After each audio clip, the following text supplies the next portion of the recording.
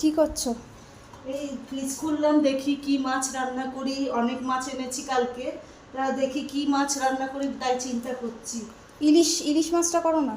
ইলিশ করব? সেদিনকার ওই তুমি আলু বেগুন কুমড়ো দিয়ে যে পাতলা করে ঝোলটা করো না, ওইটা করো। ঠিক আছে, তাহলে ইলিশটাই ওইটাই করো করি। আজকে। পাতলা করে ঝোল দিয়ে তাহলে লেবু দিয়ে খাবি, তাই তো? হুম হুম। ঠিক আছে, তাহলে তাই করি। এই মাছগুলো কিনেছি বাড়ির তলা থেকে। খুব বেশি বড় ইলিশ না, কিন্তু এই মাছটাই এর আগে কিনে খেয়েছিলাম, খুব টেস্ট।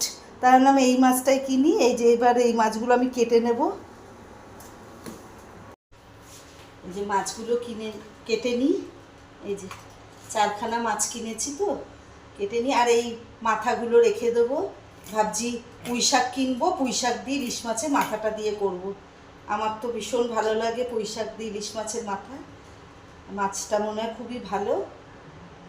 এই যে কেটে নিই সব মাছগুলো।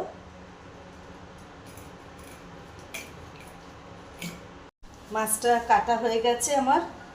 আর এবার একটু নুন হলুদ মাখিয়ে রেখে দিই।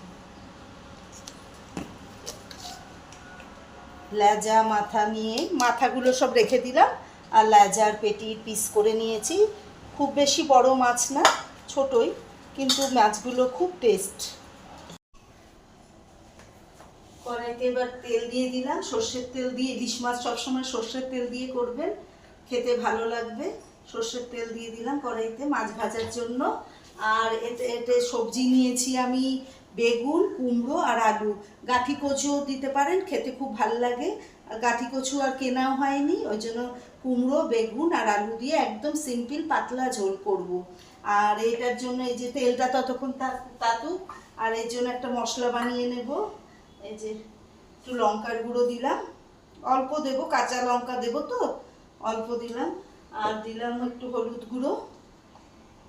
এটা মশলাটা না আগে থেকে যদি আপনি একটু জল দিয়ে গুলে বানিয়ে রাখেন, তাহলে একদম বাটা মশলার মতন স্বাদ হয়। সেই জন্য আমি সবসময় এরকম করেই করি। আর 2 চামচের মতন জিরের গুঁড়ো দিলাম। লঙ্কা, হলুদ আর জিরের গুঁড়ো। জিরের গুঁড়োটা একটু বেশি দিয়েছি, ঝোলটা হবে তো ওই জন্য। আর একটু পরিমাণ মতো নুন, পরে আবার লাগলে দেওয়া যাবে। এইভাবে করে এবার আমি এটাকে একটু জল দিয়ে গুলে রাখবো।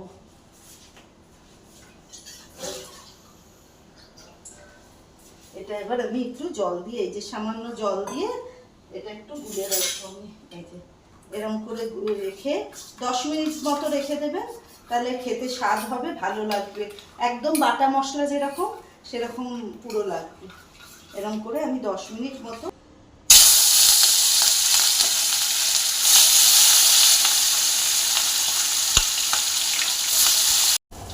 মাছটা আমার এক পাশটা ভাজা হয়ে গেছে, উল্টে দিলাম। ইলিশ মাছ বেশি ভাজলে স্বাদ থাকে না, কিন্তু আমার বাকি মাছগুলো আমি ভেজে নিই।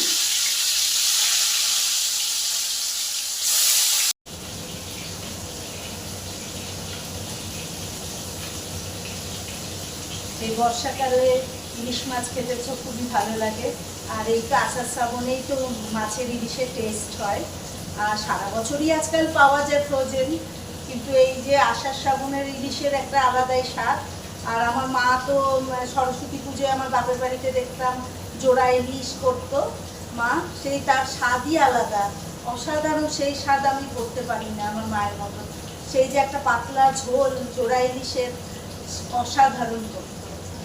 আর এই যে বাবা, আপনাদের সাথে কথা বলতে বলতে এক পাশটা ভাজাও হয়ে গেছে, এবার উল্টিয়ে দিলাম।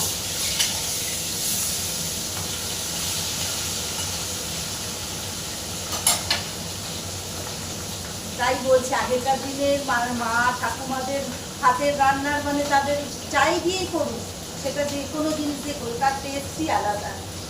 আমরা করি ভালো হয়, কিন্তু সেই টেস্টটা আর আসে না। এবার এক এক করে সব সবজিগুলো যে কেটে রেখেছি ভেজে নিই। প্রথমে আলুগুলো আমি ভেজে নেব। আলুগুলো সব ভেজে নেব।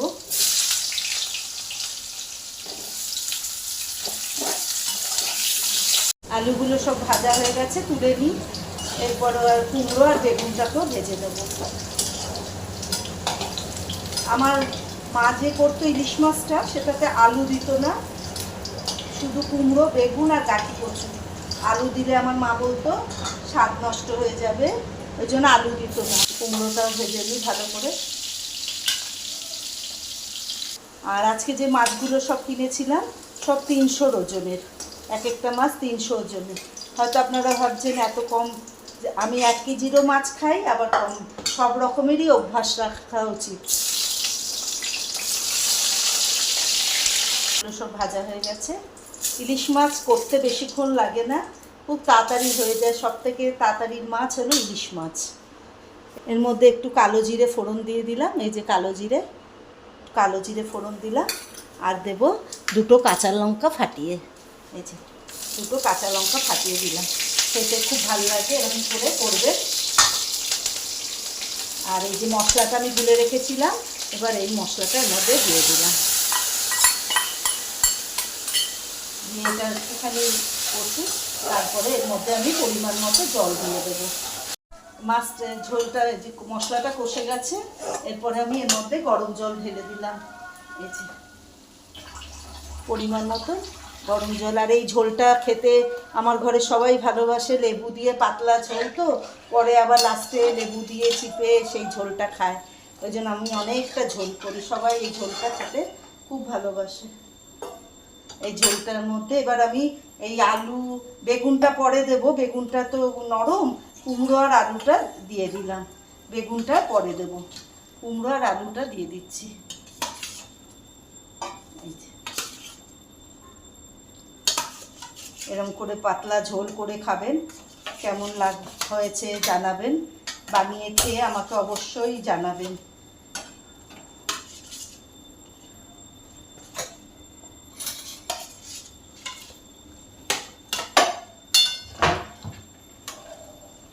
এটা এবার একটু ফুটুক, আলুটা আর কুমড়োটা একটু সেদ্ধ হোক, তারপরে বেগুনটা লাস্টে দিয়ে দেবো। বেগুন তো নরম, ওই জন্য। রান্না করতে করতে দেখুন বৃষ্টি আসছে, মেঘলা করে ফেলেছে পুরো কালো আকাশটা। একটু জামা কাপড়টা তুলে ফেলি, নইলে সব তো ভিজে যাবে। হালকা হালকা সব ভেজা, তাও তুলে ফেলতে হবে সব কিছু, কেননা বৃষ্টি আসলে সব একদম। আলু আর কুমড়োটা অনেকটা সেদ্ধ হয়ে গেছে, এবার আমি বেগুনটা দিয়ে দেবো, তারপরে মাছটা দিয়ে দেবো। এই যে অনেকটা, এই দেখুন সেদ্ধ হয়ে গেছে, দেখুন অনেকটা সেদ্ধ হয়ে গেছে। এরপর আমি বেগুন আর মাছটা দিয়ে দেবো। আগে বেগুনটা দিয়ে নিই, আর মাছ দিয়ে তো বেশিক্ষণ ফোটাবো না। এই যে বেগুন দিয়ে দিলাম, দিয়ে মাছটাও দিয়ে দেব, একটু তো সেদ্ধ হবে মাছটা। এই যে এইভাবে করে দেখবেন, আশা করছি নিশ্চয়ই ভালো লাগবে।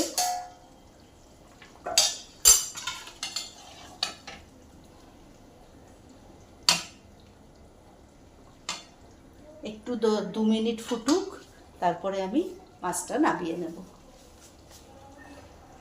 মাছটা হয়ে গেছে রান্না, সব কিছু নুন টুন সব ঠিক আছে। আর একটা গোটা কাঁচা লঙ্কা দিয়ে দিলাম, যে একটু ডোলে যদি খায়। আর এবার আমি মাছটাকে পুরো ঢেলে নেব। এইভাবে করবেন, আশা করি ভালো লাগবে। আর এর সঙ্গে খাওয়ার জন্য আমি একটা লেবু কিনে নিয়েছি, দেখুন একটা লেবু কিনেছি এই মাছের সঙ্গে লেবু দিয়ে খাবো বলে। আর আমার গাছেও লেবু হয়েছে, কাগজি লেবু, আপনাদের দাঁড়ান দেখাচ্ছি ওই লেবুটা। এটা আমার কেনা এই লেবু দিয়ে, আর এই মাছের ঝোলটা দিয়ে আমি আজকে খাবো। আমার এই রেসিপিটা যদি আপনাদের ভালো লেগে থাকে, তাহলে একটা লাইক, শেয়ার আর কমেন্ট করবেন, আর সাবস্ক্রাইব করতে ভুলবেন না। ভালো থাকবেন, সুস্থ থাকবেন আর আনন্দে থাকবেন।